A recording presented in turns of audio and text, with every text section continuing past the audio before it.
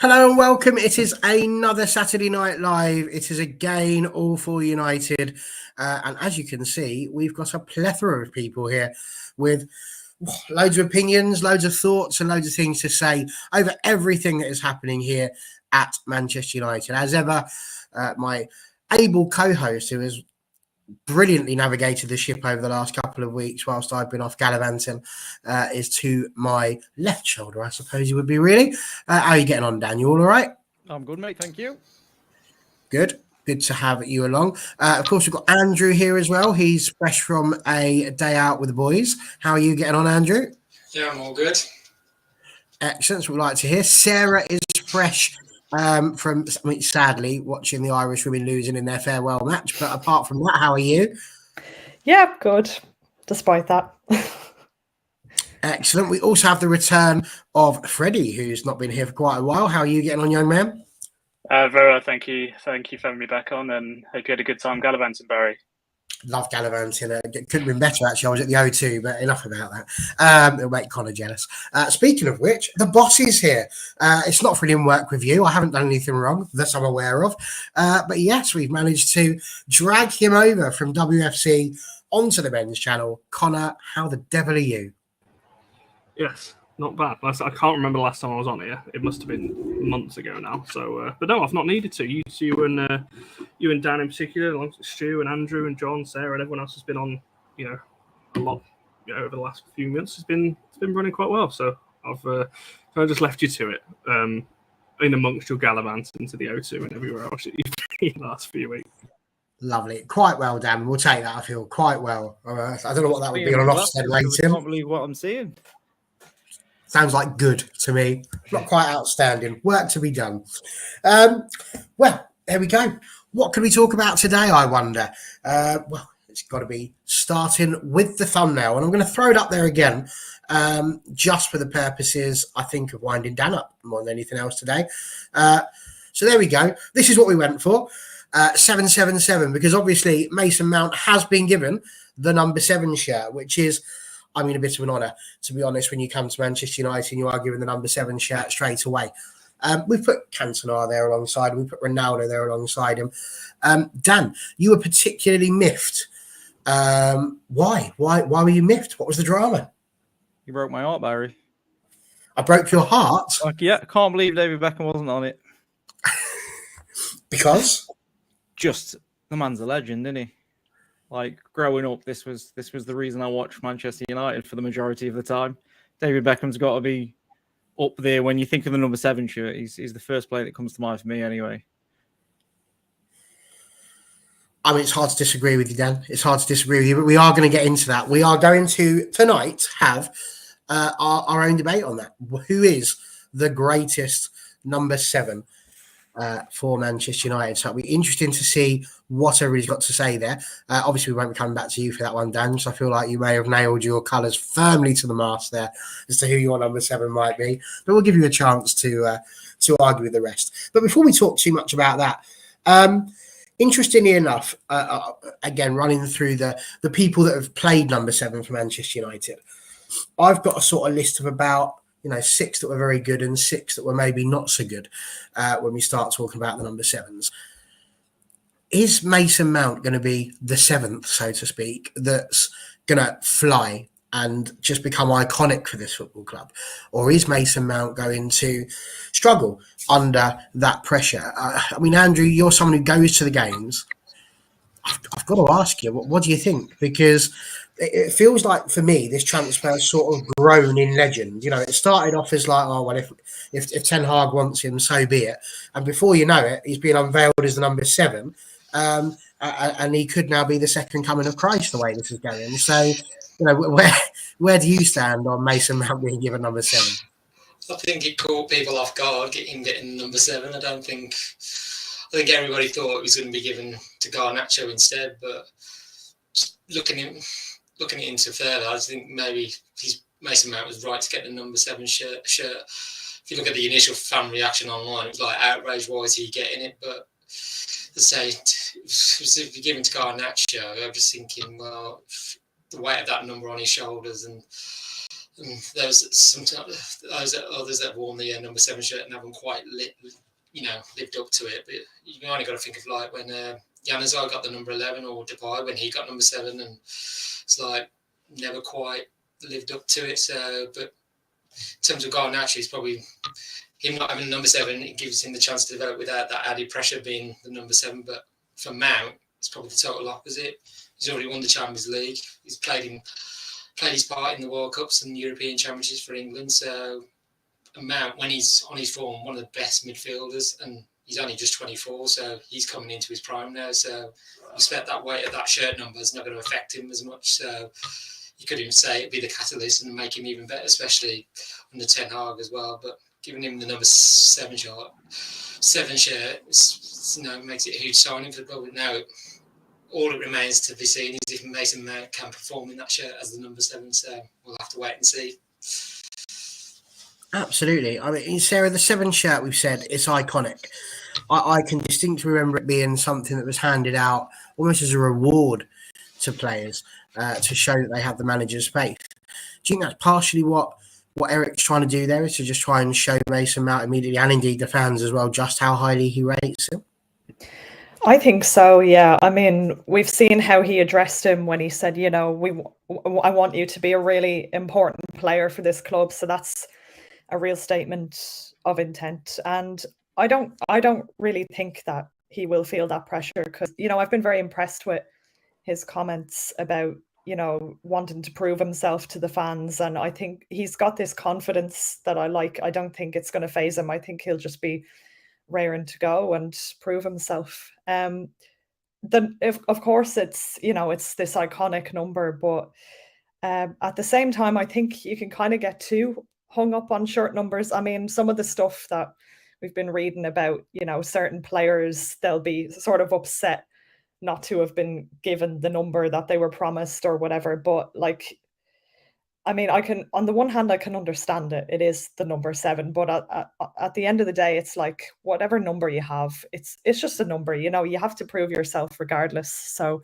I can understand players having a certain emotional attachment to a particular number for whatever reason. But I think, I don't like to see players throw a hissy fit about, or, sulking about, oh, I want it to be this number, not this one. So I'm just going to be upset about it and show everyone I'm upset. You just need to get on with it. So. But you're not wrong, but it happens everywhere. I mean, even in kids' football, it's bizarre. You take out the kit and like, I want the 10, somebody wants to be 11, then next it's 7, then the 9 goes. Nobody wants to be number 2. Going back to what was it Jamie Carragher said, nobody wants to be Gary Neville, nobody wants the 2. Nobody's sitting there going, give me the 2. It doesn't happen. So it is very interesting. Freddie, what's your take on it? Should we be paying much attention to the fact that he's been given the 7, or should we be paying more attention to the fact that Erik ten Hag is clearly very pleased with the man that he's got?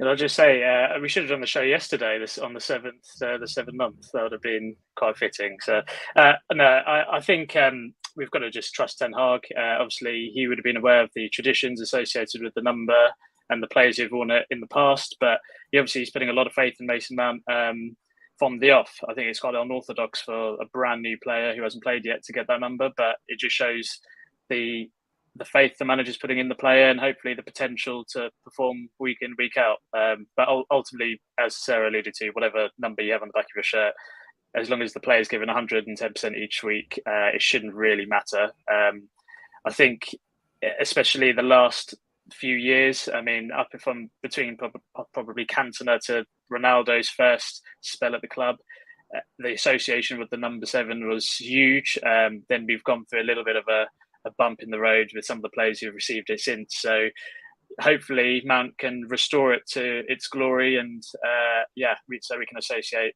that number with someone who's one of our best players week in, week out. So for me, not as big an issue. Hopefully he just performs, and I'm very excited to see him during pre-season. Absolutely. And Connor, just before we get your thoughts on this, I just want to throw out this message again that Box just put on. I'm more worried about the Glazers going than the squad numbers, to be fair. And the reason why I did that is just reminding me, obviously, with you being the owner of All for United, It kind of feels a little bit like that. You know, the Glazers never turning up at all. And then when things start going well, just pop in for the occasional visit. So just thought I'd throw that one out there. What's your thoughts on Mason Mount getting the number 7, Joel? I mean, kind of. Did you just compare me to the Glazers? I can't believe this. P45's in the post. I was going to say that work review we were just talking about. Why did you bring that forward? Wednesday off, lovely, thank you. Can't remember what I was going to say now. No, I don't put too much emphasis on, to be honest. With no Stu, I guess I've got to fill into Stu's role, haven't I? Of, you know, don't care about that old school, doesn't matter, black boots and all those kinds of things. But no, to me, I don't look too much into it. As Boxer said in the comments, you know, you look at some of the number 7s who got it straight away. You know, I wouldn't call a lot of them a success. So it's obviously there's been some, you know, unbelievable players. Some of my favourite ever United players have worn that shirt, which is sibling to who? The Glazers, I'm guessing. Oh yeah, he's just clarified it. No, absolutely no chance. I would not be sat here living in a small town in Worcestershire if I had that much money. That is for sure. But no, I don't put too much emphasis on it, to be honest. I hope Mount doesn't either, because, you know, I'm going to sound really like negative and bad here. I don't think Mount is going to hit the heights of like some of the number 7s we've had in the past. You know, you're talking Beckham and all, you know, Ronaldo and all these players. He's not going to get to that level because he's not that type of player, I don't think, and I don't think he'll reach that. That's not to say he can't be a really good player for the club and over the next few years. So I hope himself he doesn't put too much on it. Ten Hag obviously trusts him. I said this a few weeks ago. He clearly wanted him. Did we overpay? Probably, but at the end of the day, it doesn't really matter because Ten Hag wanted him, trusts him there. So, yeah, if he's a massive success, great. It's another one to add to the list for that number 7 shirt. But I don't put too much on it, to be honest. So, Dan, how do you reckon young Mason's going to measure up to your hero, your idol, Mr. David of the Beckham? I mean, if he's got chance of matching anybody or getting near them, it's probably Beckham of the 3, to be fair. But I don't put too much on it, to be honest. I think the last one I can remember being given it straight away was Michael Owen. And it's not really. It's lost its significance over the years, in my opinion. As long as he plays well, I don't care what number's on his back. We just need to make sure that he settles in well. The only story I can remember from watching was Valencia was given the 7 shirt, I think, for a season, and then he gave it up. I think that was the season before Michael Owen had it for superstition reasons. I'm just hoping Mount's not superstitious and it don't weigh on his shoulders a little bit too much. So I don't particularly care. I just hope he plays well in any numbered shirt, to be honest. Apologies, I was in the middle of checking something quite important there. But before we get on to that, I need to talk to you all about this list of number 7s because I've split them down into 2. As I said, I've got 6 on one side, 6 on the other. 6 who I feel on that number 7 shirt maybe have taken the gloss off of it slightly, and 6 who I feel you could probably look to and go, yeah, they're legends that would absolutely show the prestige of that number 7 shirt. So I'm going to give you the ones that I would say not so much. And the first one that I'm going to go for is Angel Di Maria. He was given the number 7 shirt. I felt didn't bring the glory to the shirt. I mean, he wasn't here long enough for it to happen anyway, but we can all agree with that, right? Angel Di Maria, very much a 7 flop. I never think he wanted to come, to be honest. Listen to how him and his wife speak about Manchester and everything, and like since then they did not want to be here. As we call him, a snake. I mean, I've never seen a moanier player. It's like, oh wow, it rained. You're feeling cold. You know, grow up, play the game, score some goals, get on with it. So there we go. That was one. My next one was Memphis Depay. I didn't think he necessarily reached the level, which I know it is going to have just sent poor old Box into, that one, into some form of anger and oblivion with me. But again, not here long enough to really get to a point where he could lift it and elevate. I still don't think he managed to hit the heights. What would you guys say about Memphis Depay? Do you feel like he brought glory to the 7 shirt? So Memphis No. Depart. Well, he provided flashes of his quality, but just didn't establish himself as a regular player under Van Gaal or Mourinho. So I think he scored only 2 Premier League goals for us before he joined Lyon. So just never quite worked out in the way we'd hoped. Yeah, he probably fit the profile of some of the successful, the tricky wingers, but yeah, it just didn't work out, unfortunately for him. So, no, I think he goes on that side of the list with Di Maria. Good. And Boxer's absolutely just redeemed himself there, because I was a little bit worried. But there we go. It proves that he knows ball. All is good. So my next one was obviously Alexis Sanchez. I mean, it was a good bench warmer. Didn't really do much, did he? Again, not great for the 7. What do we say? How disappointing he was. I was so excited when we got Sanchez, and it was like, obviously it was money reasons why he probably came. We can all look back and say it, but I was so excited because people now look at him and go, "Oh, he wasn't that good of a player." Go and watch him at Arsenal. He was such a good footballer, and it's like, yeah, that's the one actually I'm most gutted about, because I was so excited when we got him, and it just did not. He scored a couple of goals, but no, he's on the right side of this list, I think. Okay, good. So far not doing too bad. The next one, although he had some moments, notwithstanding that last minute Carabao Cup, as it probably wasn't called back then, game against Man City. Michael Owen, again, never really going to get legendary status in the amount of time that he had, and it's always difficult when you start off having been from Liverpool. Would you say he is on the right side of my list so far, or are there any objections to that? No, he's definitely on the right side. The way he talks about Man United now, he's left as well. He's another one. It's really strange. Wouldn't have a proper Premier League if he didn't play for Man United. Now talks about us like crap. I was going to say, in his time at United, he was always found himself behind Rooney and Berbatov in the pecking order, and also injury problems plagued his 3 years at the club. So, but I say the goal against Man City in the derby, well, that'll live long in the memory, and that's the Carabao Cup final. Well, that's about it. So you get to win a Premier League with us, and that's about it. I'm still in shock that he came at all. I still remember hearing that, and I thought it was like, I was like, is this April Fool's or something? It just still shocked about that. I was very surprised. And Bucks, I would agree with this. Bucks, absolutely the best 7 that I've said so far, 100%. Did have some good moments, some legendary moments, but not a legendary 7. And I think you've agreed with that. Spot on. Brilliant. Okay, so far I'm 4 for 4. It's these next 2 that could potentially drag me down, so we shall see. Because the next one I've gone for is Edison Cavani. Oh, I knew you would. But he was good, and he had great moments, and he was a brilliant player, but he didn't play enough. He was injured too much. He was virtually unavailable for the second season. I mean, he might as well have been at home. He was more Paul Pogba than blinking Edison Cavani at that point, wasn't he? So I don't feel like you can be a legendary number 7 in a season, surely. But Connor, you feel like you want to have a go? Yeah, within your parameters, legend status, obviously, no, he's not. I think ability-wise, he was one of my favourite players to watch under that. Those couple just because he epitomised everything of what I want from a striker. Like, he was just everything about that, and obviously he could score all kinds of goals.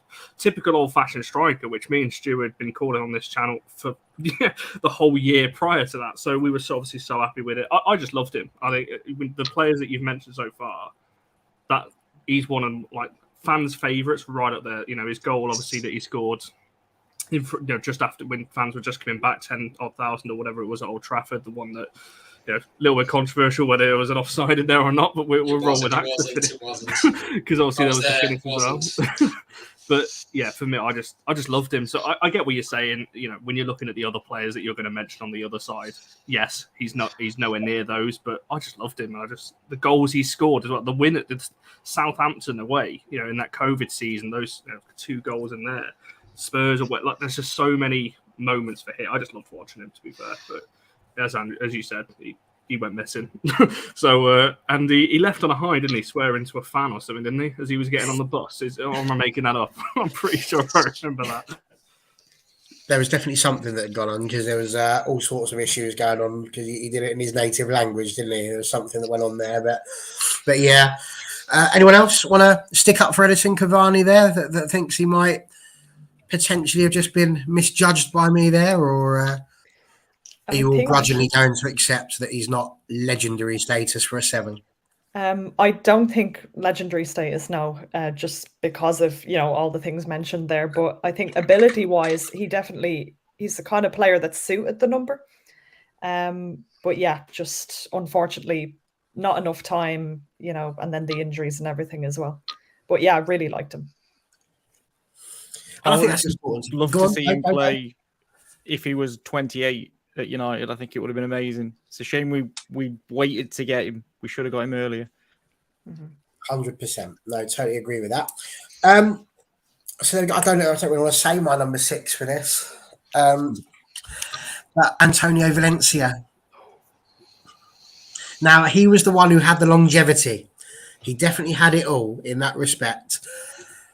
But was he a legendary number 7? I loved him. I think he's definitely a legendary player. But then there were a lot of people talking about, the personality. I mean, he's a very quiet guy, kept the head down, and I like that about him. But yeah, I don't know. You could probably argue that you need something extra for the 7. Sure, I don't know if that sounds pretentious, but yeah, I think that's it. I felt the problem with Valencia was that he was shoehorned back to right back effectively. So I never felt like he was firing on all of the cylinders that he possibly could have done. He was always traditionally a more forward player, and yes, although he did get forward a la Gary Neville, it wasn't what you expect from the 7 shirt. The 7 shirt, generally, you think all those players you just mentioned, all the players we're about to mention, all attacking, all got that creative flair. Not convinced he's in that same bracket as those players. What do you say? Oh, sorry, just very quick. Fun fact, he was the first player I ever got on a United shirt, Antonio Valencia, back in, I don't know when it was, but he was the very first. So I've got a little bit of a soft spot for him because I liked him for them. But yeah, I tend to agree. I was going to say him getting number 7, I think the pressure seemed to weigh him down. I think he struggled to find his form in that shirt as well. I think the 2012-13 season, he had it for him. I think he scored 1 goal in 30 Premier League appearances, and he decided himself to vacate it, and he found a new lease of life when he reverted to right wing back. And I think he said it as well. He said it was more to do with the fact that 25 was the number when he first came to the club. And he played well wearing that. So he said, why don't I go back to the number 25? He said, I had good times, good fortune in that shirt. So in the end, he did the right thing. And this is kind of where I was going with the whole conversation about Mason Mount in that respect, in that actually, again, as has been mentioned already, by Dan, I think, actually, that the weight of the 7 was worth much more back then than maybe it might be now that people like Di Maria and Michael Owen have had it on their back. So the recency bias will probably not have the 7 quite as glorious as it was before. But it really did have an effect on Valencia. It really did. It got to a point where he just couldn't perform at the level that we knew that he could perform at until he got rid of it. It was a millstone around his neck. So, Freddie, do you think that really still is the case, or are you sticking with your guns? It's not a millstone; it's a privilege. I think I just say it didn't. He's not a legendary 7. I think he's very underrated. I think some of his best performances came when he was converted into that right back. He had that one very good season when I think Rooney got 30 goals and he assisted a large chunk of them. But I don't think he had the 7 then, and I don't think he had the 7 during his spell at right back. So I can't put him in that category, unfortunately. But I think he did, most certainly had the best United career out of the list you've given so far. His goal against Everton, though, at Old Trafford. I remember that. No, that was... The power on that to keep it under the crossbar, that was just... And it was the cross from Nemanja Matic, wasn't it? And across the other side as well. I was like there watching. I thought, is he going to hit this? And he just never did one. I was like, and Pickford had no chance. No goalkeeper had a chance. I watch that goal probably a couple of times a year. I YouTube it, and then it always takes me to the United page, and they put like a little rocket, didn't they, in their video, and it was amazing. So yeah, I think it was very good. He I think he papered over some of the deficiencies that right hand side saw for a very long time in terms of our lack of right winger, effectively after Ronaldo. because he sort of did the job of two people. So, yeah, I think he's very underrated. A very good 7 to the club. Absolutely brilliant. And another thing that's absolutely brilliant is we've got a gentleman here watching us from Ghana. So thank you very much for doing that. If you, can do us a favour, like, subscribe, do all that sort of jazz, that would be wonderful. And it'd keep the boss down here smiling, which is what we really want to do. So that's okay. So that was my not so great list. So now we're going to go. Can you just give us Hendo, please? Oh, hello. Well, what's happening here? Forest Must be Door on Tour. So it's a bit like Dora the Explorer, that one, but go on then. Door on Tour. Can we just give you Hendo? I mean, if it was up to me, you could have him. Absolutely. I'd have no dramas with that whatsoever. Anybody here got any objections to giving Door here Dean Henderson? You can take him, but we want 30 million. Right, there we go. So Dan's requesting money. I'd take a couple of hobnobs, to be honest, and maybe a Kit Kat. I'm not that fussed at the grand scheme of things. But we will get on to talking about goalkeepers due to the fact that once again he's in the news. So we shall have that conversation in a bit. We're going to finish off our sevens conversation. I've ranked these in who I think are the top 6 out of these 7 holders. And number 6 is Super Stevie Coppell. I feel like he's on the right side of that list. I recognise that some of you are probably a bit young for that. So I'm going to go to the person who I instantly feel will know them the most, which is Andrew, to lead the conversation. Other people can jump in if they want to. But do you agree Steve Coppell is on the right side of my list? Yeah, definitely. So he's been one of the great number 7s we had as well. So made over just under 400 appearances for us and 70 goals. So the same, definitely quick on the ball as well. And so it's only unfortunate, the injury ended up ending his playing career, but he then went on successfully to be in management as well. But yeah, it's just definitely one I consider to be on the good side of the list compared to all the others we've had that have not quite lived up to that number 7 shirt. Might show my age here. Was that the Reading boss? Yes, and I think he managed Palace as well. I think I know what you mean. Yeah, he's managed even Man City as well, but less said about that, the better. Lovely stuff. Well, I'm pleased that Steve Coppell's made it onto the right side of the list. Good job there. Well played, everyone.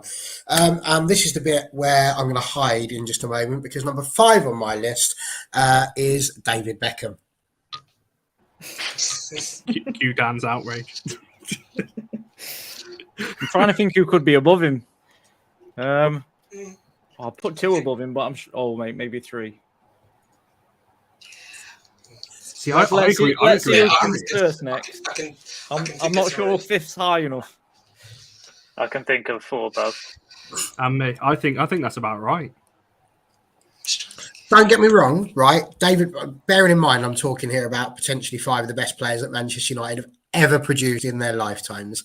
For me, homegrown product, effectively. Yes, he came down from London, but up from London rather. But still, I mean, what an absolute legend he was. And when we're talking about the weight of the number 7 shirt, this was a guy who took it, elevated it from the academy, which is all of the things that Manchester United want to do. We're all agreed he's on the right side of the list.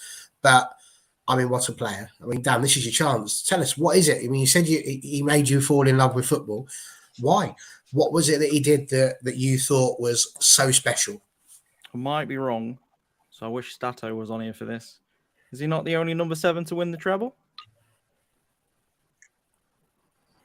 Well, I don't know if there was a number 7 in the City's team this year.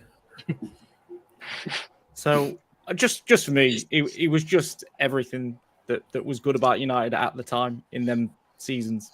He was so important to pretty much everything. I can remember when he was due to leave and boots were being kicked in his face and stuff like that, and he still came on against Real Madrid and completely turned the tie around in the Ronaldo hat-trick game. And I just thought he was literally everything for England as well as Man United. He was just such a good footballer. It was all the different hairstyles really, wasn't it, Dan? Yeah. No, that's not. It was just the free kicks. It was the set pieces and free kicks. Like when we was growing up, it was like that's all you did on the pitches. You'd be telling everybody you were David Beckham as you're in 20-yarder over the crossbar. But also Beckham, he just made passing, look extremely similar. You could easily pass through the line from one side to the other. I think was it the other day they had the United Arsenal game where we won 6-1. And I think he put a ball over and it just dropped right in front of Dwight York. I thought, that's David Beckham just putting the ball on a plate for the player, and also taking free kicks as well. I'm just thinking that one against Greece, again, he was playing for England. I thought it was almost the redemption of Beckham as well, because obviously England fans weren't happy after France 98, and every time he was playing on the away ground in the Premier League getting booed, but it was almost like that was the redemption and everybody fell in love with him again. So yeah, despite the amount of times he rescued us in some seasons as well, where we thought the game was gone and he'd come up with an absolute peach of a goal. I can remember one against Everton, Leicester, Arsenal, all just drop of that, nowhere, suddenly it's a goal. And the technique of it as well. And let's be honest, if it was ball delivery, it'd be number one on my list. Absolutely number one on my list, because I don't, even Paul Scholes, I know a lot of people think he was by far the best. I would probably go with David Beckham, just slightly above Paul Scholes, just because of where he did it from. And let's not forget, you talk about the treble, that magical night in '99. It was his two corners that led to that wonderful, wonderful scoreline. Sarah, what did you make of David Beckham? Yeah, I mean, it's just part of my childhood, really, and was just such a massive part of United for me. Even when I just remember going on holiday to Spain and seeing those counterfeit United shirts out on the streets, and it was all Beckham 7 on it. That kind of just summed it up for me. He was a great player, and I think all the other stuff is just a distraction, but he was absolutely brilliant. So yeah, definitely one of the most legendary number 7s that we've had. Yeah, absolutely not kidding. And again, as was put here by Box, his mentality was second to none. I think it absolutely was. His mentality was superb. He needed help, I think, from Fergie, as you said, after he got that red card, and a bit of help toughening himself up, I suppose, to be able to deal with that. But he did so. And, again, I mean, you're thinking of last minute winners and things. That free kick against Greece that got us to the World Cup was just, again, something special. So, yeah, absolutely brilliant there, Mr. David Beckham. We would put your comment up here, and I was going to mention the fact that he put his mind to seeing Posh Spice the first time he ever saw her and said, that's going to be my wife. But yeah, I can't really bring myself to bring that up onto screen. So if you want to reword it, we might consider that. But until then, maybe not. So that's my number 5. So let's see if you agree then. First of all, Dan, my number 4, Ronaldo. I think you'd agree that Ronaldo is going to be above Beckham. Yeah. Okay. I can already see Connor's eyes going. Don't worry. My point here is that Cristiano Ronaldo did have the number 7, but for a much shorter time. He wasn't at the level that he was at Real Madrid later on in his career. We had him for the infancy of his career as he was growing into the greatest player on the planet. And so for that reason, you can't just go whacking him in straight in at number 1 just because he turned into a superstar that was level only with the likes of Lionel Messi, because at the time we had him, he wasn't at the like of the top of the world as such. He was only just getting there. But feel free to discuss and tell me I'm wrong. I would now put David Beckham above Ronaldo, the way you explained that. Oh, no, damn. Come on. I would. I'd have to. If we're talking about just United shirts, we're not talking about careers, then Ronaldo was only there for a few years, like top level, 2 years maybe, like very, very top level. Won Ballon d'Or once. David Beckham was nominated for the Ballon d'Or twice in the same time period. No, I think when you're talking about ability, he is, but for me, we're not talking about ability. What you're talking about, what he did in the number 7, it's the same thing. For me, I know you when you talk about longevity and things, and that's what these other guys on this list will have. I can imagine who the other 3 that Barry's got on this is going to be. But I think when you look at Ronaldo's the second time as well for the first season, I guess was all right, and then obviously we know how it ended. But I just think you look at everything around him, the influence he had on things around him at United and everything else. That first stint was. You look back to that team and everything that he was a part of within that. that's some of the best football I've ever seen, and he was a big part of that. You know, people forget you're talking about the player that Ronaldo evolved into. Ronaldo's play style, as we all know, changed a lot. You know, he changed more into a goal scorer and a strike. You watch his early clips at United, some of the best, you know, attacking wing play I've ever seen. Electric on the ball, taking players on, being able, and it's just. And I think people forget that because of the player he turned into and like the goal scoring machine that he now, or that he was obviously at Madrid and later on. But yeah, for me, he'd be higher up. I think maybe it's because of my age, and obviously that was my kind of era, you know, first getting into football, I guess, kind of coming into that team. But I mean, even Ronaldo's second reign, and again, this is not necessarily on the pitch, but anyone who was at Old Trafford for Ronaldo's comeback game against Newcastle will know exactly what that was like. To me, that's still one of the best atmospheres I've ever been to, because I just cannot describe. I was so lucky to be there with a few of my mates. Obviously, Andrew, I'm assuming, I don't know whether anyone else would, but it was just that whole day. I've never heard an atmosphere like that. 2-3 hours before kickoff, 3-4 hours after full time. There's still thousands in the street. I've never seen anything like it. So it was maybe not on the pitch and the way it ended, but for what he did when he came back at the start. I think it's maybe for me. I don't know. It's opinion, isn't it? But for me, it would be higher. Freddie, Sarah, you're very quiet on Cristiano Ronaldo. Any points you want to bring forward about this young man? I'd personally put him higher as well. I think we're getting to generational territory now, where it's going to go down to that. I think that he won the Ballon d'Or. He was the best player in the world with the shirt on his back. Won the Champions League with us, and like you said, he developed into that player from when we signed him as a teenager. So, I personally would put him higher on your list. I can imagine who else you've got on your list, Barry. One of them I will question, but yeah, I'll wait until we get onto that. Well, he might be the next one, so I'll let Sarah go and then we'll see. Yeah, I don't know, I'll probably get things thrown at me here. I mean, look, yeah, ability-wise, no question, he's an absolute legend. No questions about that whatsoever. But there's just been so much in terms of just his whole, like the second stint and everything, and his just personality stuff that just really annoys the hell out of me about Ronaldo. So I'm not questioning his ability or any of his achievements the first time round. That's fair enough. But yeah, I'm quite happy to leave him there for the moment. I definitely would have a preference for other number sevens. So that's what I'll say about that. I've always said Ronaldo is Real Madrid's legend, not Man United's legend. No matter which way we like to look at it, his entire career.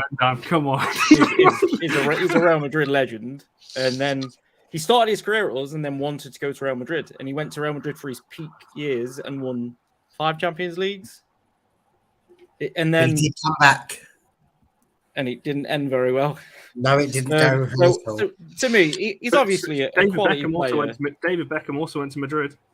Yeah, but Beckham's LA Galaxy's legend. That was a good one. He got a boot kicked in his face, not because he wanted to leave.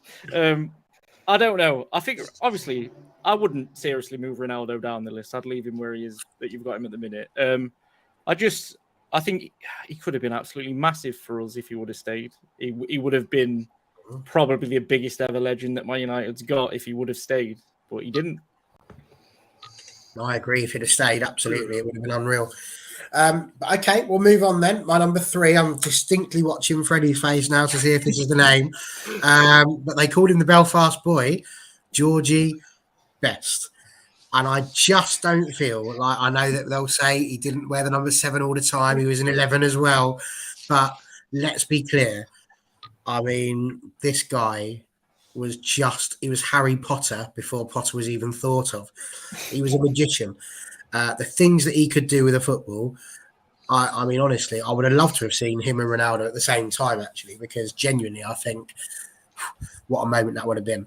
But I'm going to go to Freddie straight away because I feel like that was the name that he was waiting for. So go on, my friend, rebut me. Yeah, no, there's no doubting. I mean, opinion on this is if you win the Ballon d'Or, no, I appreciate it can be a bit contentious how it's awarded, especially in recent years, but you are the best player in the world, and if you're wearing that shirt and you get awarded that accolade, for me that's something. So look, Georgie Best, he's a legend. There's no doubt about that. He did wear the 11 for the majority of his United career, but which potentially might have a bearing on this argument, as you've alluded to, Barry. But he's definitely on your right side of the list. I'd happily put him third because he's one of my sort of all-time favourite United players. So yeah, maybe with a little asterisk, but yeah, absolute legend nonetheless.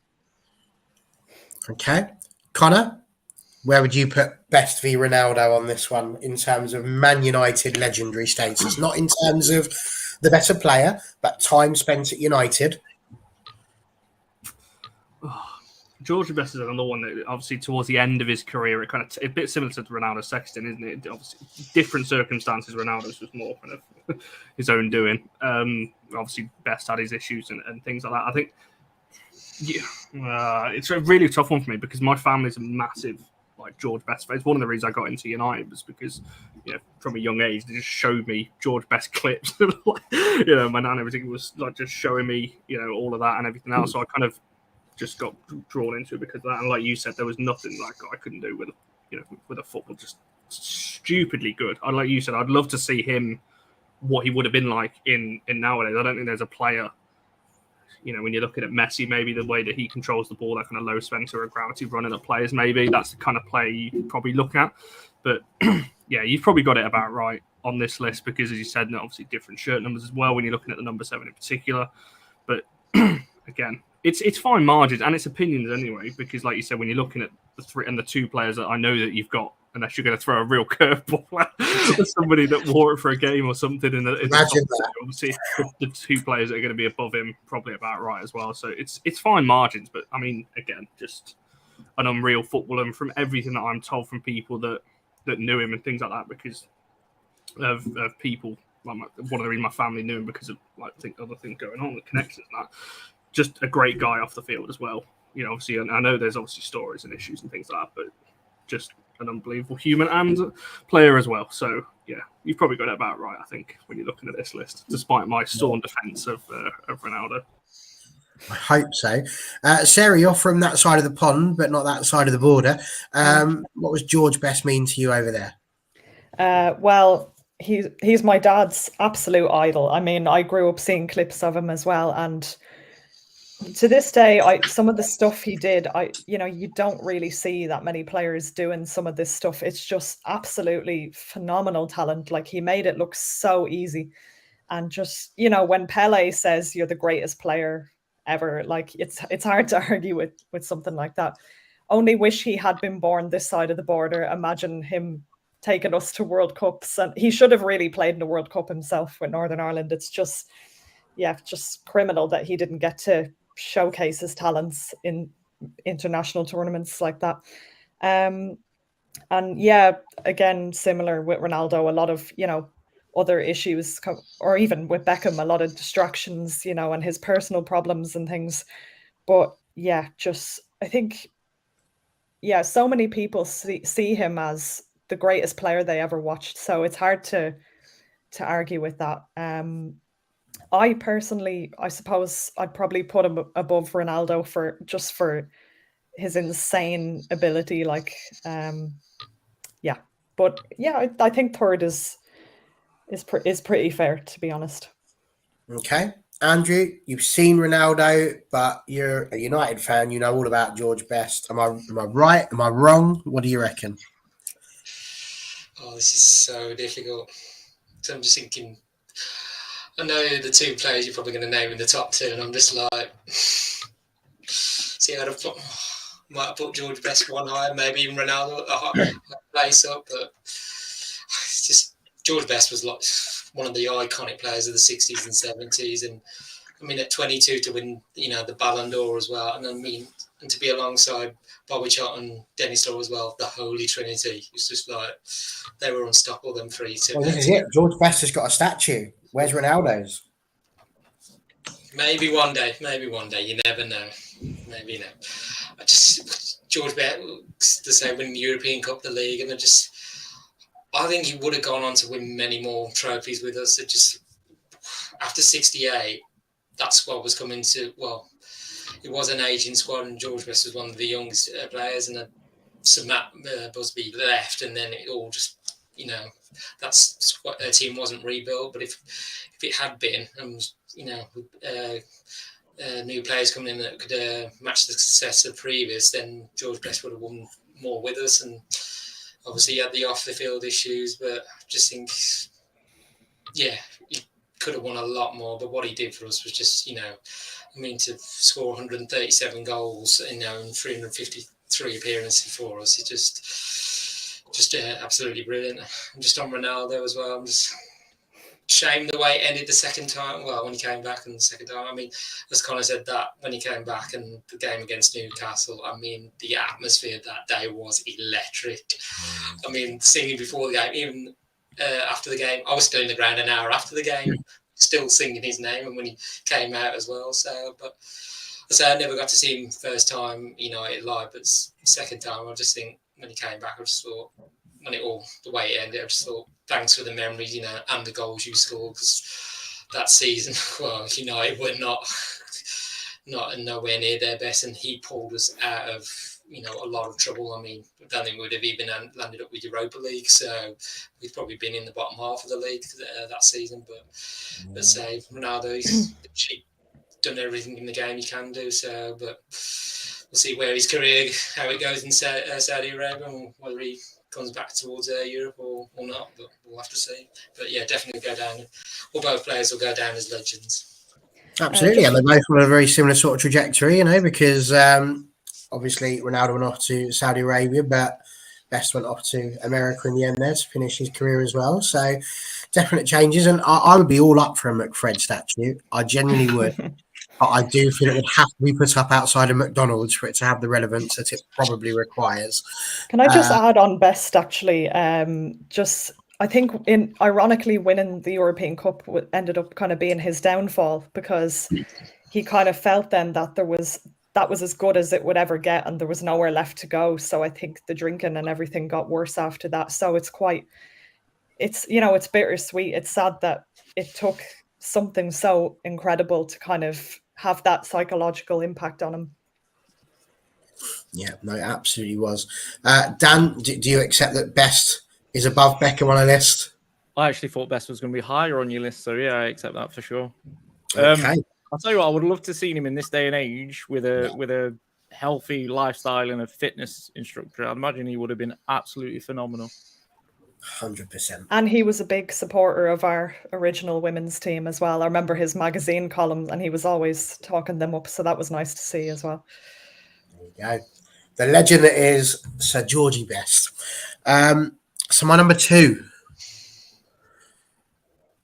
is it's Brian Robson,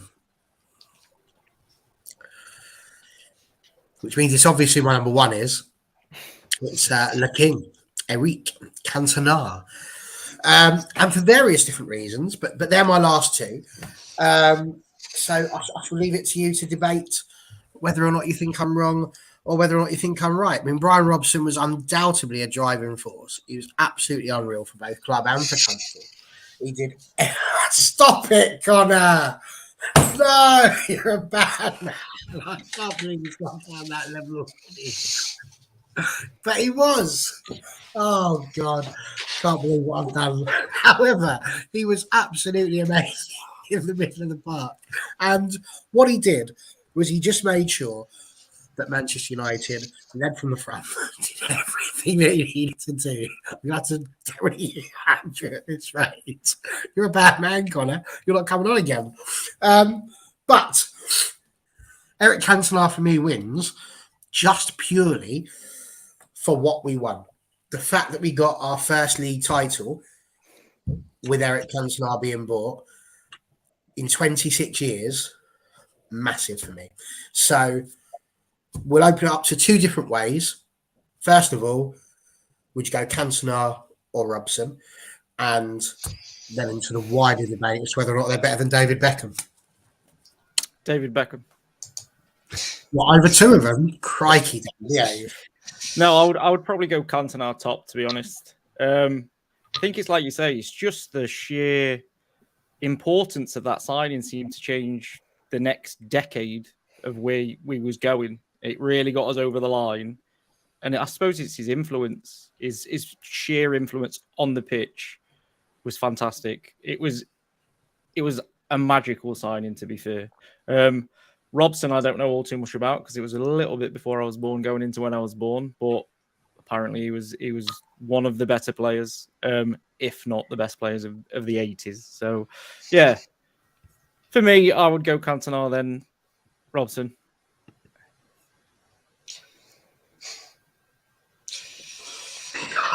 Connor's such a bad boy. He really is. Andrew, we'll leave it to you, mate. How are you feeling about this? Robson or Cantona?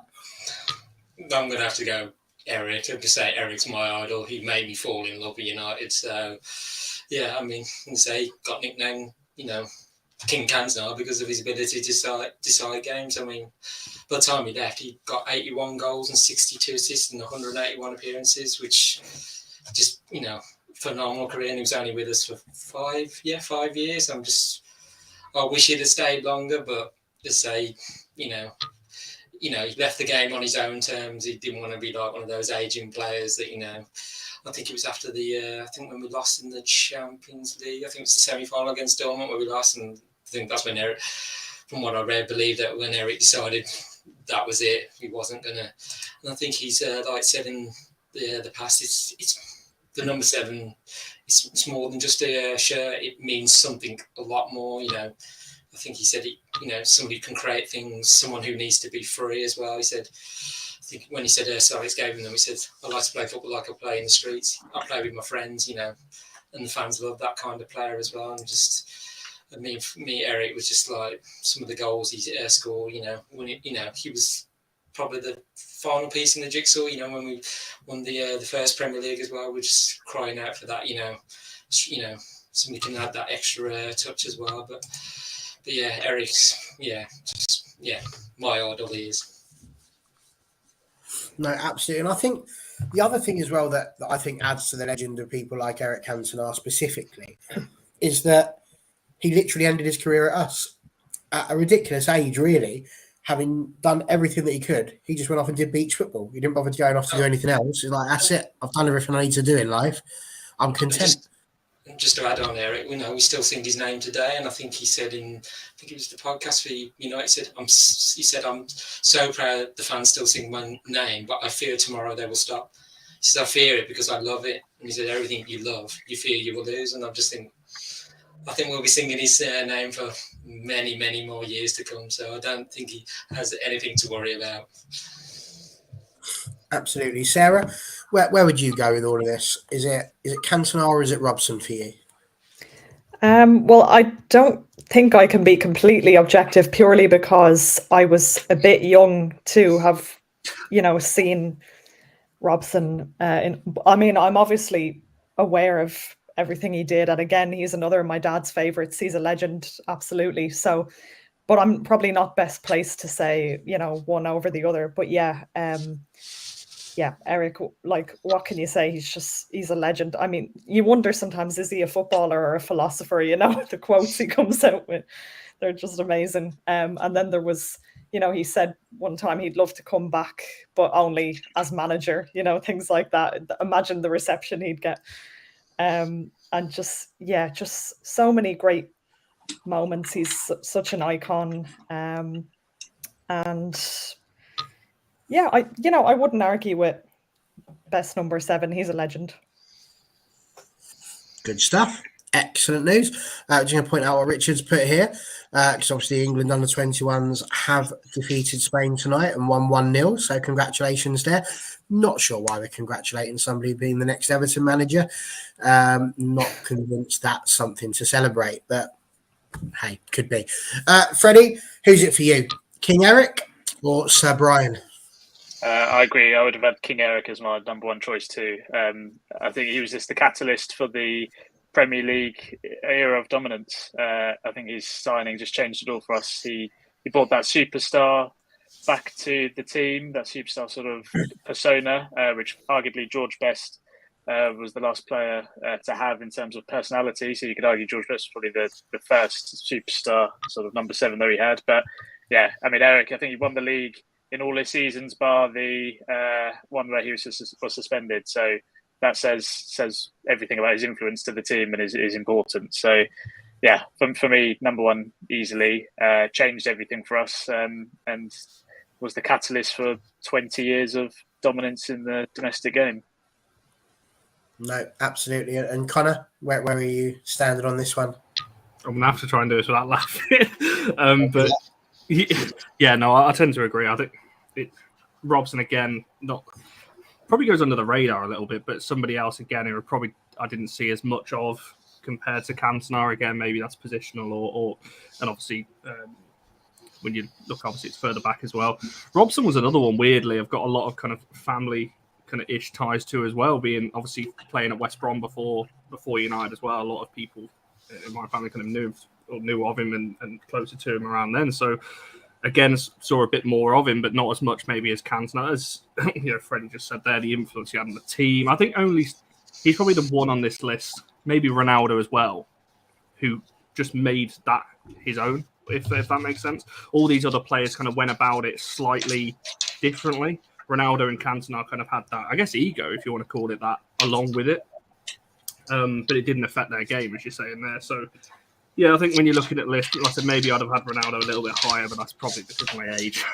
But, yeah, I think Cantona, I think you could have some of the goals that he scored, in terms of importance and, quality-wise, just incredible as well. So, yeah, for me, I'm not going to look at what you put in the private text. I can see you laughing. But, yeah, I don't have any issues with that. But when you're looking at these players that you've mentioned, it's fine margins, isn't it? And I'd agree with that. Warrior in the end, that is Absolutely. We're gonna have to stop. So, the last little question to go with all of that then really is genuinely, out of that list of 12, where do we see Mason Mount? What do we reckon his ceiling is? Where do we reckon he can get to on that list? Dan. I touched on it earlier. I think if he was going to be able to emulate somebody, I'd hope he could emulate David Beckham and what he achieved, which was he made the number 7 his own shirt with his own brand of football and ability, but he was still a top quality Man United footballer. And that's what we really need Mount to come and do. I'm underwhelmed with the Mount signing in terms of value, contract, etc. I've said it on previous shows, but I really hope that it's what Eth wanted so badly, so it's the missing piece. It may not be that massive name superstar that we've chased in other windows, but hopefully this guy can really come and be a bit of the jigsaw in midfield for us that really turns the screw. Okay, so Dan's saying possible top 5. Andrew? I'm probably going to agree with Dan. It's probably David Beckham, where he can emulate. I think he's going to have to do a lot to surpass, like deals like Ronaldo, Best, and Cantona and Ryan Robson. I just think, being given that number 70, like I say, last season he didn't have his best season playing for Chelsea, but none of that squad did. But I just hope he can use that as a catalyst, and it doesn't weigh him down too much. But I know Ten Hag has wanted him for a number of years, even when he was a manager of Ajax as well. So I just think that's probably the level he can get to. And I just think I said on last week's show, in terms of signings, is it the most exciting? No, we've had more exciting signings, but in the past, Fergie signed players that you look on paper is that going to work out? I remember when Vidic and Evra first arrived, I was didn't know much about them, and the way they started, they struggled a bit, and then, look at the careers they went and had at United, so they become legends in their own right. So, but I just think, let's say, Mason Mount is, entering the prime years of his career, and hopefully we'll see that very much at United. Sarah? I actually agree with this comment here on screen. He'll definitely surpass some of those. But yeah, I would be inclined to agree with the Beckham comparisons. That's kind of where I can see him going, as opposed to, like, he's not going to be a Ronaldo or a Cantona or anything like that. But he doesn't have to be. I'm looking forward to watching him. And again, Ten Hag obviously has rated him for a long time, and he has very specific qualities that he thinks will make him a good fit for the team. So I'm looking forward to watching him, and I hope, I'd love to see him succeed and just have a really good season. But yeah, I personally won't put like all this pressure on him to be something he's not. I'll just be happy if he sort of lives up to his potential and has a good season with the team. Freddie, are you going to stick with top 5 as well, or are you going to say you could potentially usurp best in 4th or 3rd? 4th for you on your list, obviously, because you put Ronaldo above him, but with Best only having like a season or two in this 7, are you thinking that maybe you could have 3 or 4 good seasons and potentially get in there? Theoretically, you could do anything. This is the good thing. We don't know yet, so he could be amazing, but I don't think he will. I think, around that, David Beckham would be probably the ceiling if he can reach that. I think even if he has half the career as some of those players, it would be a successful signing. So, yeah, it's up to him ultimately. And I think also some of the players who we've just discussed on the sort of good side of the list, we sort of associate their placement on that list with the success of the team as well, and nostalgic moments. So I think very much it will also depend on that and how the team performs as well. So I think it's a good signing. I'm glad that we are signing the manager's first choice players in certain positions. I think he is the right profile that we should be going for, age-wise and sort of talent-wise. So yeah, we'll have to wait and see. I'm excited to see him. So hopefully he can have a good career and be on that list next to the people we've mentioned. Absolutely. I see the question. Let's ask him the question before he falls asleep. It's because honestly, no one's going to get it. Yeah, I couldn't stop laughing, so I'm now shattered. Hence the yawning. Fun stuff. So, apologies. I can't remember what I was going to say now. What was even the question? Can Mount get on top? No, he's not going to get above those that are on that list. And to be fair, most players at United are not going to get near the 5 on that list. Look at the players that you're talking about. So it's not a dig at Mount. He's just not, that elite level Ronaldo, Robson, Cantona, but most. I don't think there's anyone in our squad now that would get up to that level personally. Maybe there's 1 or 2 if they were here for obviously a long period of time. But yeah, so if he has half the career as Freddie was saying, and some of the other guys were saying, then yeah, sure. But he'll be I'm hopefully he's going to be a very good player, but I don't think he's going to get to Ballon d'Or level and really kick us on in that respect. But like I said, most players are not going to have that kind of impact. Scenes if he does. And whilst we're on the subject of number 7, let's talk about the 7th highest appearance maker for Manchester United in their history.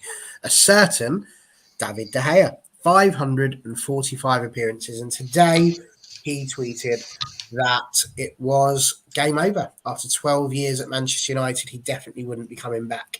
The guy with more clean sheets than, I don't know, Donnell Mill. It's just unbelievable. Certainly than a Premier Inn, that's for sure. Or a travel lodge. Let's not get any lawyers involved. But genuinely, this guy, he's got to go under there as legend status as well. Surely we have to. Connor's gone. He's had enough. He didn't like David De Gea, clearly. That's the end of that. So he's out of there.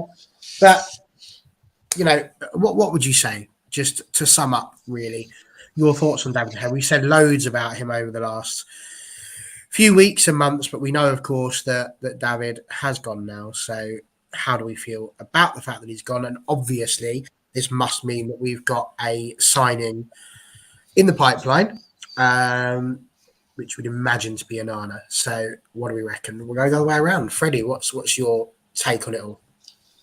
It's very sad, isn't it? I mean, look, no doubt, I personally think he does go into the legend category, just given his longevity.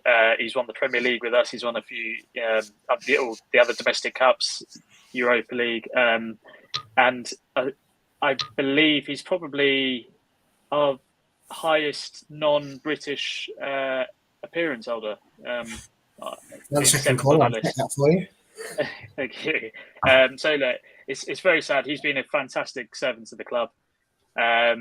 It's a shame that the majority of United career has come where we are going through our downward cycle, so to speak. But he ultimately, I think he was the best goalie in the world for a few years early on in his career. He was the United Player of the Season for 4 years, I believe. So yeah, absolutely fantastic player. I think the time is right for him to go. It's just a shame how it's all unfolded, and I think the club have really handled it poorly. They should have been more decisive. He should have been, had sort of a hero's good farewell at Old Trafford on his last game. I hope he gets offered a testimonial because he definitely deserves it. But yeah, very sad to see him go. I think the time is right, and he's been a fantastic servant. So best of luck to him. No, absolutely. I agree. And you're 100% correct. Obviously, the 6 players ahead of him, Ryan Giggs is top. Obviously, he's Welsh. The remaining 5 then were English. And in fact, you have to go a long way to find a European person who's not somebody who's obviously from the UK and Ireland. In fact, you have to go down to Peter Schmeichel in 28th, who was obviously a Dane. So there we go. Good fact. We love that. So yeah, well done you. Sarah, David De Gea, your thoughts? Yeah, I've very similar thoughts. He's had a fantastic career with us, and I think 12 years. Like, I don't think we'll see that much anymore.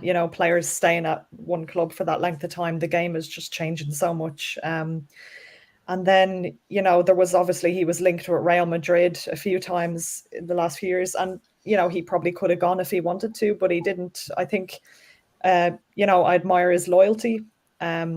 He was a great servant, and has got criticism in recent times for his performances not being up to scratch. But I think one of the comments there, Dave said, he only won the fans player and players player 4 times because of, the rest of the team was poor.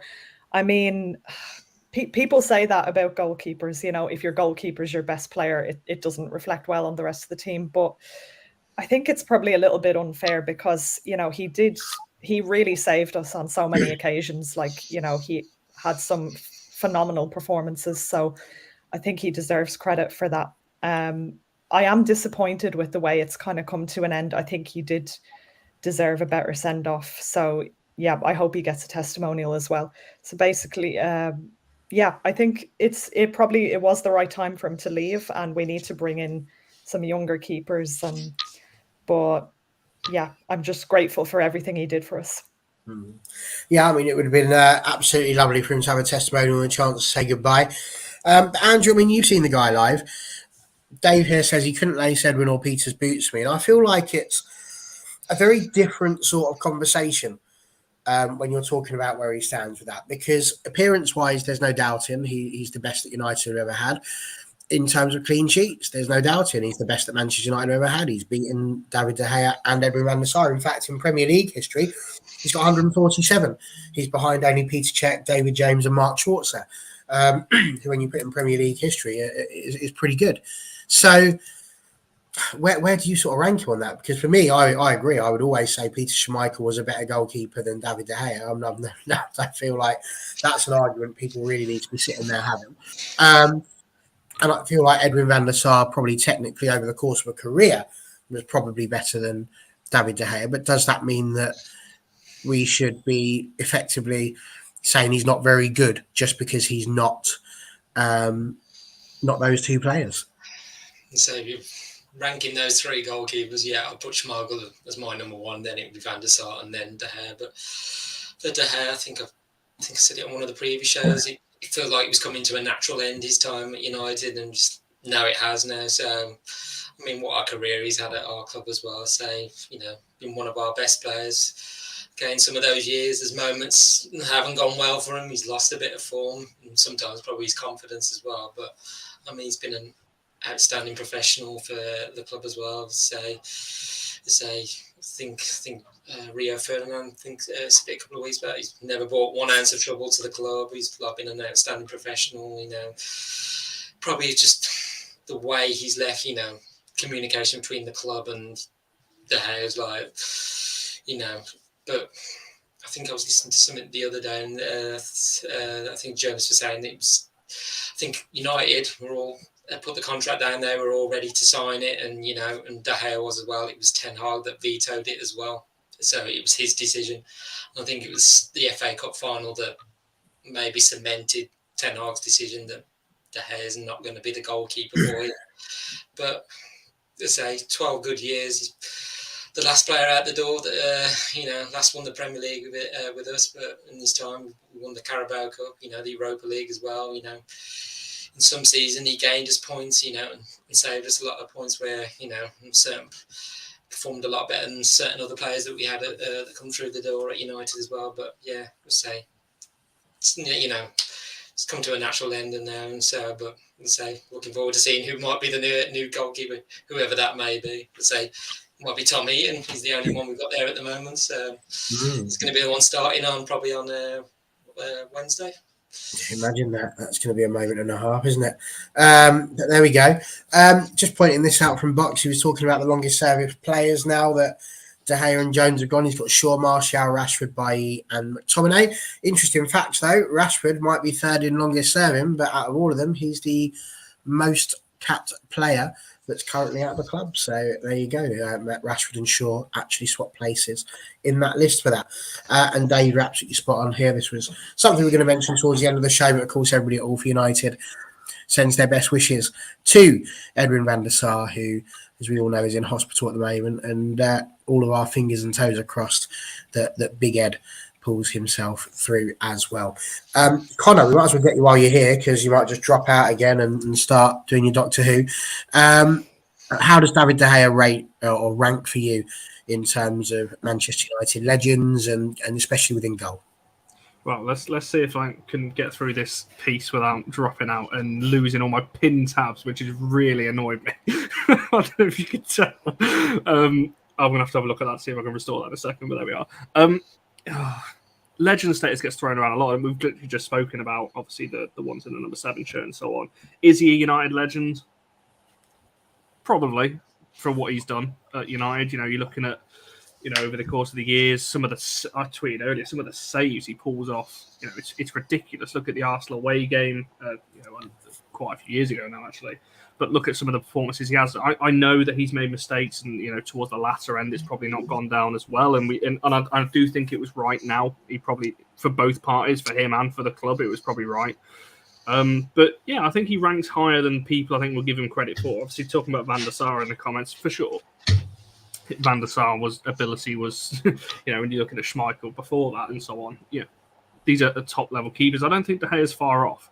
Yes, he had his issues, coming out for crosses and distribution, all that things that people like to throw at him as a criticism, for sure. But I'll channel my inner stew here.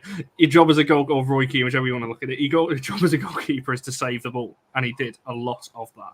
Even in one of his worst seasons, you're talking about the Golden Glove and everything else. Yes, you've got to have a strong defence in front of it, but some of the saves he's pulled off and getting, he's right up there for me. And also as well, obviously, because as people will know, well, Sarah and Andrew and Barry, obviously yourself are on it as well. But even from things, speaking to players' families from the women's teams and the players themselves, De Gea was one of the only players that really bigged up the women's side, didn't just do it for a token gesture. He was always with Mary Earps, training with her, constant in communication, going to the games, speaking with the team as well. He was one of the only ones that does that. I don't think people realise it. So it's, as a person, absolutely fantastic, and seeing some of the stuff that was thrown at him in recent months has been quite hard to look at. But as I said, I think it was right. Moving him on now was probably the right decision. Ten Hag wants a clean slate. Andrew mentioned there the last of that kind of team, the last Premier League, I guess, winner, of that side. But I think it's time to maybe move on and look past that, because we keep looking back, that Fergie team, what Fergie and so on. I think it's Ten Hag's team. What does he want to be able to build forward? So it's probably right. Let's look forward to what Ten Hag wants to build. And after the season we've just had, I'd trust Ten Hag with anything. So I'm happy for it. I agree. Go on then, Dan. Answer this question from Dave. Can you call a player which he thinks in theory has been sacked? I mean, it's not quite sacked. Not the same thing, but okay. As a legend, what say you? I think on the balance, I mean, I've been quite critical of De Gea in the last couple of seasons in particular, because what he was very good at, which was saving, started to fade a little bit. So where he was normally saving us points, he wasn't saving us points anymore. He was costing us points. I'd say on the balance, he's a legend. We spoke at length about it on last week's show, and we described him as an excellent servant of the club, which is what he's been 12 years. For 6 of those years, he was at the top of his game. For 2, he was coming into the team, and then for 2, he's coming out of the team. It's just a strange one for me. Try not to listen to what's written or pay too much attention to it, because everybody's slinging a little bit of mud. Some people are saying that De Gea signed it. Some people are saying they didn't. Some people are saying that he wanted 375k a week to re-sign. Some people are saying that he offered to drop to 200. It doesn't really matter at the end of the day. I remember all the years ago that he was, a fax away from leaving the club, and being so relieved that he stayed. And I'm still relieved that he stayed, even with how it's gone, because for the 2 seasons following that, he was the best goalkeeper in the world. I think ultimately the way Ten Hag wants to play his football's changed slightly, and David De Gea doesn't fit that. So he's going to go and get a new goalkeeper. But you can't, like I said, I've been quite critical of De Gea in the last season or 2, but you can't dispute that he's not been a fantastic goalkeeper for Man United. I hope he gets a testimonial as well. He deserves it. He's been at the club 12 years. I think it'll just be good in general. Maybe they could get Phil Jones in that one as well, and give them both a bit of a send off, because I know Jones refused his, but he's been class for the club for the most part. I don't like how it's ended. It's not great. It's not a great look for the club at all. And it's not, to be honest, it's just a weird one for everybody involved. I'm really interested to see where he goes next. I don't think he's that bad of a goalkeeper that he needs to be disappearing to Saudi Arabia to take a payday. It would just be interesting to see what sort of clubs come in for him, to see where he's sort of rated in the European football world. No, I agree. Dave's still on attack mode. All this chat about him being the club's top amount of clean sheets. What about the 6 goals against City, 7 at Liverpool, 4 against Brentford? I mean, I think you're forgetting the 5 that Peter Schmeichel conceded against Newcastle. Like, these things happen. It wasn't every single week. And there's 10 other players on the team. Well, I was going to just ask you a question. Does Dave rate Varane and Martinez as a centre-back period? Oh, they played all of them games as well. It's also worth mentioning, you've got to look at the bigger picture. He's played during the social media era, and I think we've all seen this stupid compilations that's been circulating in the last few weeks. So, the level of scrutiny is just exaggerated compared to other people that we've spoken about tonight. So, look, he's ultimately to make it into our top 7 appearance holders. You still have to play week in, week out, and you still have to be on top of your game to be chosen. So he's had a fantastic career, and look, best of luck to him. But the time is right to go. But he's been great. And I think really, just to finish it off, when you look at what he tweeted out and how he put it, we said about how he's behaved and how his professionalism has been.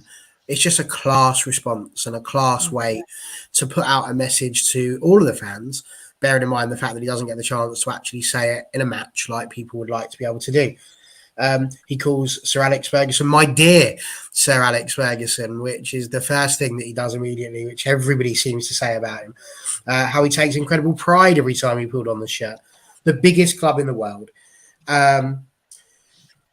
it's always in his heart, Manchester. It shaped him. It will never leave him. And then he finishes it all with "We've seen it all," which is, of course, the start of the iconic song "We've won the lot. We're the famous Man United and we're never going to stop." So the guy knows what he's doing.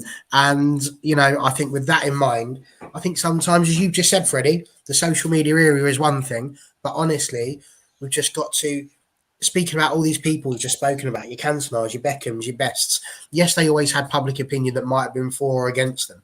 But the one thing I've always known about United is we protect our own. They're ours. And for me, David De Gea is one of us. So absolutely delighted that we had David De Gea. So God bless you, sir, and good luck with all you do. David responded to you, Dan. I know Varane and Martinez played in front of him, but come on, all them goals he conceded are what he should be doing.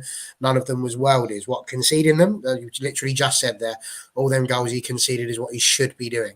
I would say that's probably not what he should be doing, and that's how he got the points. It's easy to blame the goal. I mean, I've been guilty of it myself this season. You just have to look back on my Twitter of it would drop a clanger and I'll be saying, here we go again. But ultimately, it's not just him. And I've asked this question quite a lot to different panel members over the last 6-7 weeks. And that is, at what point do you start looking at the entire 11 and not just one player in particular? We've done it with Maguire, and then Maguire's been taken out, and we're still shipping these goals. We'll do it with De Gea. He'll be taken out if we carry on shipping the goals. It's not just about one player. It's about the whole team. And this is why I'm sort of more excited about the Mount deal, because I'm hoping it's a piece of that jigsaw to make us more solid as a whole unit instead of just patches. So I'm glad he's going now, and I think it's probably the best time for him to go. But if people think they can make compilations of David De Gea and we sign an Arna, if there's going to be a lot of compilations going around in the next 6 months to a year, because that lad is mad. Absolutely. He's Artie's-esque.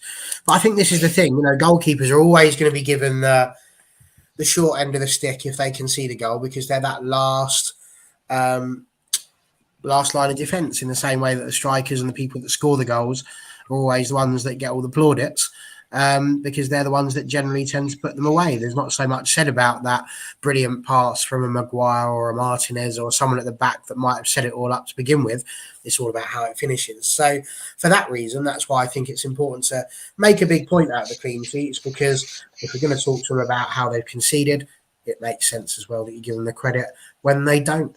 So there we go. Listen, it's been an hour and 22 minutes we've been able to chat for. The vast majority about the greatest number sevens.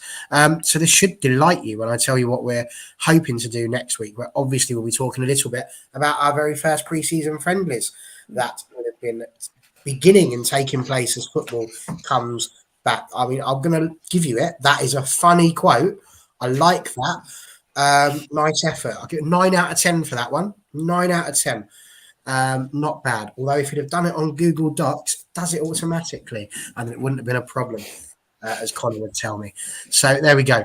Listen, it's been brilliant. Freddie, thank you so much for joining us again. Brilliant to have you back. Don't be a stranger. It'd be lovely to see you again. Sarah, thank you as well. Much appreciated. You will be able to see Sarah live with me on Wednesday night again over on the women's channel, where we'll be having a similar sort of conversation, but not about number sevens. Amazing how Ella Toon wasn't mentioned, eh? But instead, more about everything that's been going on there, all the way from Alessia Russo to Gemma Evans. So that'll be entertaining, and we will be doing that. Thank you, Connor, for gracing us with your presence as well. Much appreciated. Same for you, Andrew. Lovely to have you on, and of course, Dan, as ever. Fantastic. Next week, we are going to be talking about, it's the one, and John Commode's going to be gutted because he's definitely going to miss this one, your greatest Manchester United team of all time. Will David De Gea make it in goal? Probably not, based on what everybody else is saying here, but it'll be entertaining. I might just put him there just for the click value. We'll see. But David Beckham might make it in. If David Beckham don't make it in your team, Dan, then there's going to be serious questions. So we shall see. But anyway, it's been brilliant. Thank you so much. And we'll see you all next week.